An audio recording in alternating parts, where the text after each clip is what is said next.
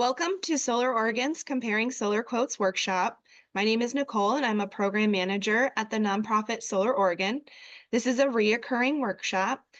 Solar Oregon has been around for over 46 years, and we've also been delivering workshops like these for years as well to communities across Oregon. So thank you for joining us today. We're going to be looking at some basics of solar and how you can compare solar quotes once you get quotes from contractors. Here's a run through of the agenda. We'll be looking at elements in a quote, what things you might want to keep an eye out for as you're comparing quotes, and how you can get connected to a reputable contractor.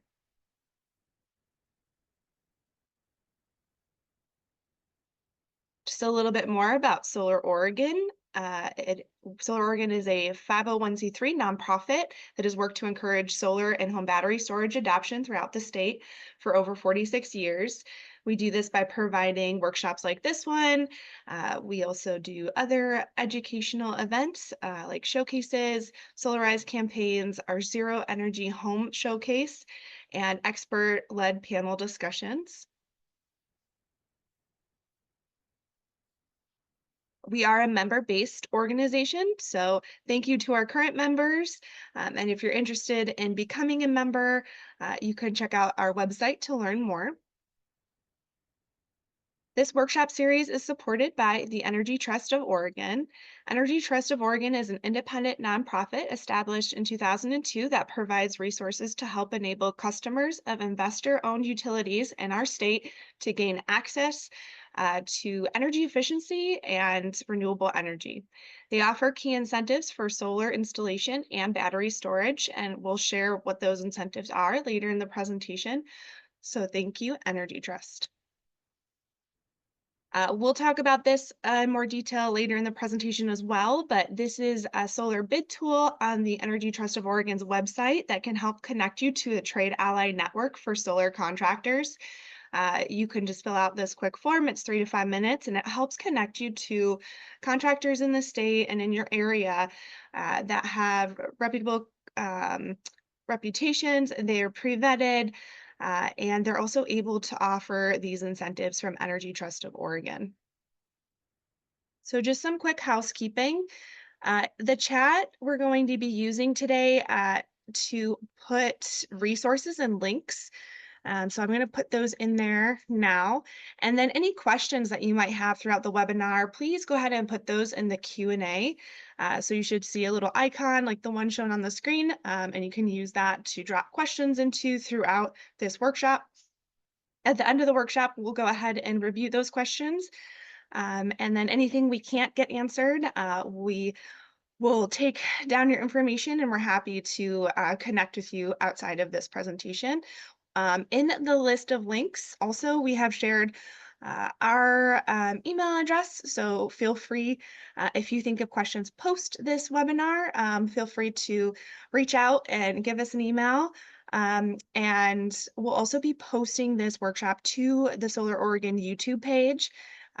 Any virtual workshops we have, we post there, so you can view some of our previous workshops as well as this one. And then we are also going to launch a couple polls just to learn a little bit more about where you're joining from. So I'll go ahead and do that now. And now we'll just jump right into our main presentation. We'll start looking at some basics of solar, like the system components. And then if you want to dive a little deeper into the basics of solar and storage, we do have a monthly How to Go Solar and Storage workshop. So feel free to join us in that workshop as well. The next one coming up will be the first week of February. All right, so this diagram is a simple diagram of the system components for a typical grid-tied solar system. And grid-tied means that you're still connected to the utility grid. So you can see here the photovoltaic or PV panels. Those would create electricity from the sun's light, and then that special voltage of electricity would have to go to an inverter to be converted to alternating current electricity so that it could be used by the outlets and appliances in your home. And so you can see that demonstrated here by that flow going to your electrical panel. And then any energy you don't use, you would then export out to the grid. So you get a special utility meter with a grid tied system called a bidirectional meter. And this would measure the flow of electricity that you export out to the grid or send out to the grid, as well as anything that you might pull from the grid when your solar is producing less. And we have a special agreement in the state called net metering, which I will share more about shortly. But this is the basic components in a system. So here on this slide, we're going to show some examples of what it might look like if you are connected to your solar system in summer months or winter months. And so you can see those graphs. And then we're also going to look at a example energy bill. So we'll start with the graphs first. And so net metering is a process that allows you to account for the energy that you export so that you can gain credit for it. This credit would show up on your bill as a year-to-date banked credit.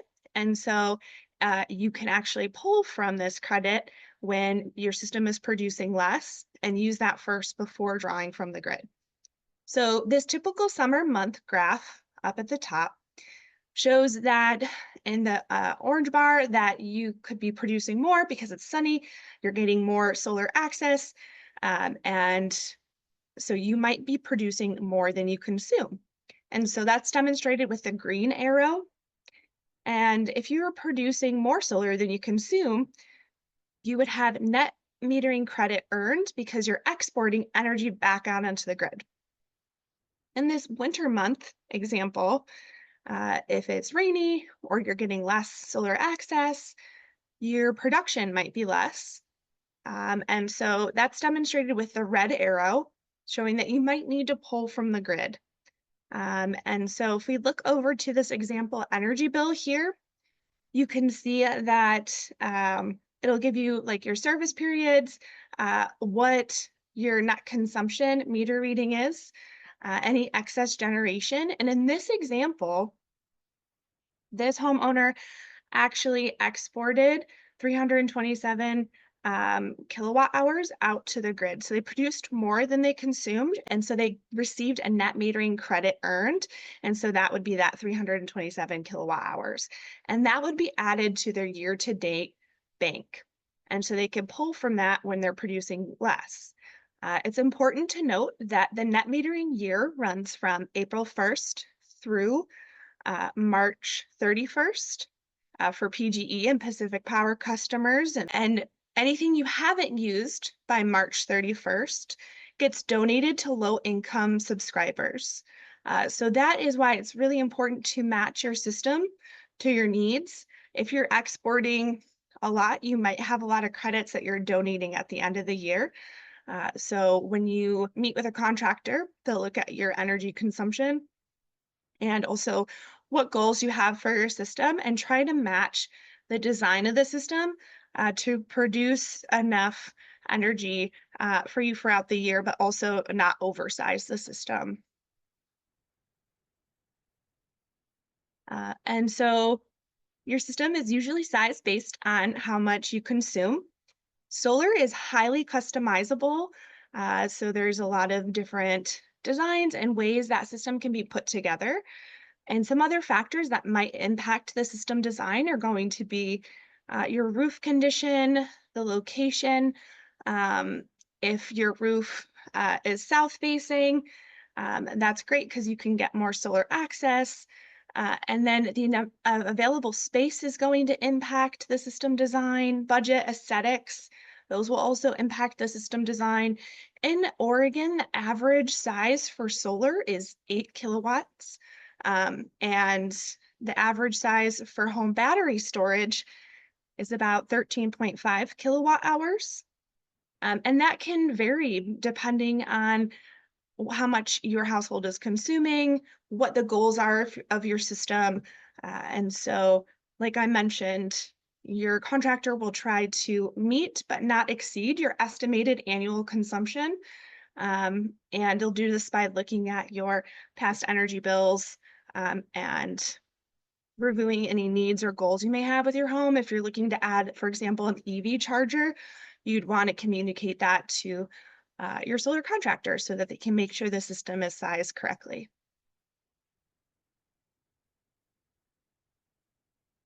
Because solar is so customizable, systems can look very different for different homeowners. The system size and components, so what's included in your system, can impact the cost. If you need to re-roof or do any structural reinforcements before the solar can be installed, that can also increase your costs. For installing solar, it is recommended to have 10 to 20 plus years of life for your roof because panels can last about 20 to 25 years. So if you need to replace your roof, you would have to uninstall the panels to put in your new roof and then have to reinstall those panels.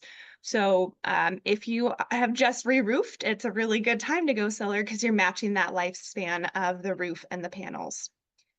Sometimes you might need to upgrade your electrical panel. If you have an older electrical panel to meet the needs of installing solar, you might need to upgrade that panel. If you're doing different types of backup for energy storage, if you're installing one battery or two or a few, and that could impact the cost. It's important to know that if you're thinking about battery storage, you should communicate that to your contractor. You can add it to a system later, uh, but if you haven't planned for it, some of that system might need to be reconfigured in order to incorporate that battery storage. So if you can plan for it or even add it at the same time, sometimes that helps with the cost. If you're doing a backup for your home and installing that storage, usually whole home backup can be pretty expensive because you may need many batteries to do that. So if you are installing a battery for backup, many times people will decide to do a partial backup and just back up um, the essentials in their home. So making sure that they can keep the refrigerator on, a common room with lights and outlets so they can use that room and then also recharge phones and laptops is pretty common to back up. And um, how you decide to do that can impact the cost. If you do a partial backup, you may need an additional electrical panel or essential loads panel, or you might do something like a smart panel to replace your existing electrical panel. Because there's so many ways that your solar system can come together and be installed, the cost can really vary depending on your system. Um, and also the access to incentives, which we're going to talk a little bit more about incentives later in the presentation, but depending on what incentives you're able to access, that could either help the out-of-pocket cost or even help if you're looking for the tax credit, could help with the taxes that you owe. You could decrease the taxes you owe. So um, differences in system production. So we always recommend that if you're looking into getting solar, working with a reputable contractor is really important. And then also getting at least 3 quotes is really helpful. In some rural parts of Oregon, there might not be as many solar contractors that service that area. But if you can get 3 quotes, that's really beneficial because you can take a look at the different system designs and quotes and see what really works best for you. And so something that you might be looking at when comparing these different quotes is looking at the differences of how much your system is producing. You might look at how many watts of capacity are in your system or calculate the cost per watt, which you can do that by dividing the total out-of-pocket cost by the watt capacity. So you could also look at the production estimates that are shared on the quotes to just see what is being estimated as the production for your system. Um, When you are looking at these quotes, it's also important to think about what your solar production might look like in the winter versus the summer, and also review any additional charges. So we're going to dig a little deeper into those elements on the quote right now. So, um, looking at those costs and maybe some of those cost variances, you want to know what kind of equipment and type of equipment is being used in your system, um, and then see what is included in that system price. Um, Things that you might often see is your panels, your inverters, if you're getting a battery, that being included in the costs. There also might be different warranties and maintenance, so you want to remember to review warranties that are included and what they cover. And then consider if any maintenance plan is included in your quote. Solar is low maintenance, but not no maintenance, just like most things in a home. And so when thinking about maintenance, um, it's pretty common to just review and see if that's included in your quote. Sometimes a contractor might have a third party they work with to help clean off panels, so you can ask about that. Sometimes on a quote, you'll also see adders or add-ons. And so some things that might show up in this category could be critter guards, advanced production monitoring. So when you're looking at your quote, you really just want to take the time to read through it and see what's included. Sometimes different system brands or technologies will have different costs, and different solar contractors might specialize in different brands. So if you're looking for a particular battery, for example, um, it's important to check with that installer if that's something that they install. Um, Contractors might specialize with a particular one due to warranties. And so, if you're really hoping for a certain type or brand, definitely checking with them and n- comparing that on your different quotes. A little bit more about things that you might want to take a look at is like differences in your system, such as does the quote include battery storage? Is it one or two batteries? What type of inverters are included in the quote? Are they using microinverters or inverters? And so inverters, string inverters are connected to all of your panels, and then um, microinverters are usually connected to one to three of your panels. They both, inverters and microinverters, work in our state. Just some contractors might specialize in one or the other. And so it's good to take a look at what type of inverter is being used. When looking at warranties, there's commonly two types of warranties that you might see. And one could be for the parts within the system, and then another type of warranty could be one with your solar installer. So, depending on the warranty, they'll have different years of coverage, and it depends on the brand or manufacturer sometimes. Solar installers often provide warranties on their labor, services, and install itself. And then the standard workmanship warranties are usually about 5 to 10 years. And that's why working with a reputable contractor is so important.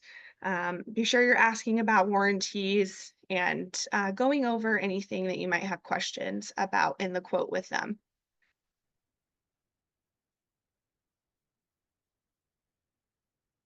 As with any major financial decision, you should consult a professional before you make a large financial purchase. Um, it's really important to pay attention to the payment structure of your system. How much is the monthly payment, for example? How much interest are you paying through your payment structure? Is there an opportunity to refinance after you receive your federal solar tax credit? And it's really important to pay close attention to timelines for payment, asking if there's a penalty if you pay early. There usually isn't, but it's a good thing to double check on. Because solar and battery storage entail a large upfront cost, many homeowners will utilize financing. And so some solar installers offer financing options. If you have access to other financing through maybe a bank or credit union that you already have a relationship with, you want to compare what options they might have. Some homeowners also obtain a loan through their bank, and some banks might not have loans for solar, so that's also something to keep in mind. And then contractors might partner with third-party brokers that offer packages geared towards solar. Um, and it's also good to look into these and see if you can refinance, um, and what the refinancing options are. Interest payments on your loan do not qualify for the tax credit. So that's the solar tax credit or federal tax credit, which we're going to talk about in the next slide. So that is something important to remember, is that interest payments can't be claimed on that. And then just with any major financial decision, you'll want to make sure you carefully read through your options and assess what financial option is best for you. Solar can be less expensive than you think with access to tax credits and other incentives. So if it's been a while since you've looked at it or haven't looked at it before, it's great to connect with contractors to see if that is feasible for you. We're going to talk incentives now. So, I mentioned the federal solar investment tax credit or ITC. So, that currently is available and it's 30% dollar for dollar for this tax credit. And so, what that means is that if you install solar or storage or both, you can apply for this tax credit to reduce the taxes you owe uh, by 30% of that cost of that solar storage installation. So you do have to have tax liability in order to claim this. Right now, you can claim it over a few years. And so it's a 30% dollar for dollar tax credit. So you would be applying for this when you do your taxes. As we mentioned, the Energy Trust of Oregon also has incentives. They have a standard incentive and an income qualified incentive. The standard incentive they have for solar is $950 for PGE customers and $1,100 for Pacific Power customers. And it is it would reduce your out-of-pocket cost because you can receive it right away. And so how that would work is your solar installer, which you do have to work with a Energy Trust Trade Ally contractor, would apply for this incentive upon your behalf and decrease your out-of-pocket cost for solar by 950 or 1,100, depending if you're a PGE or Pacific Power customer. For this standard incentive, they also have one for um, storage, and so it is $475 per kilowatt hour of that storage, and it's up to $5,700. So that's a good thing to keep in mind. So if you're installing a bunch of batteries, it still has a max of $5,700. And that is the same for PGE or Pacific Power customers. This would have to be applied for by the Energy Trust Trade Ally contractor, and they would reduce your out-of-pocket cost. There's also an income qualified incentive for solar and storage called Solar Within Reach, and that's a dollar per watt incentive. And there's also one for storage as well. So Energy Trust of Oregon has um, the income qualification table on their website. So if you go to energytrust.org, you can see that there. We've put the helpful links in the chat again. Um, and there's also a link to the solar bid tool, which would connect you with those trade ally contractors. And I'll just jump into some other things you can look at when reviewing your quotes. So credentials are important. So like, is your contractor a trade ally contractor? Do they have a good reputation? Um, are they part of the Better Business Bureau or maybe a B Corp? And so, depending on what type of company you want to work with, there's different certifications and credentials you can look into um, to see and help determine what company you would like to install your solar with. Uh, Credentials are usually given by an organization, but there's also testimonials, which and reviews, which would come from customers. And so you can check your contractor's website for customer testimonials. You can also ask your contractor for a testimonial. For example, if you're installing something like solar roof tiles, which is not just a solar panel, it's also roofing material and requires specialized installation. If you're looking at something like that, you'd want to ask for testimonials of other customers they've installed solar roof tiles with, since that is a specialized installation. And so you can ask your contractor for testimonials. Solar installers can also provide you with references for their services.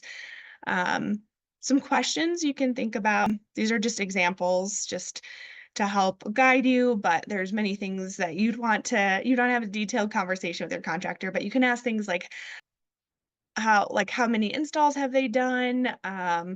What has been the customer response? And then if you talk to customers, you can ask questions of them like maybe how was your experience working with this contractor? How responsive were they to questions or requests? And so just gathering information about the contractor you're about to work with. There's also online reviews as well, and there's different sources for those. There's a lot of different ways to vet your solar contractors, and um, what's really great about um, working with a reputable contractor is they're have a reputation. They've been working more probably locally, and you might even have a neighbor that has worked with them. So um, just getting that feedback and doing your research is really helpful. All right. So the last thing to consider are your thoughts and feelings around the business itself. So we talked a little bit about beliefs and values, what type of business you want to work with, a local business, a larger company.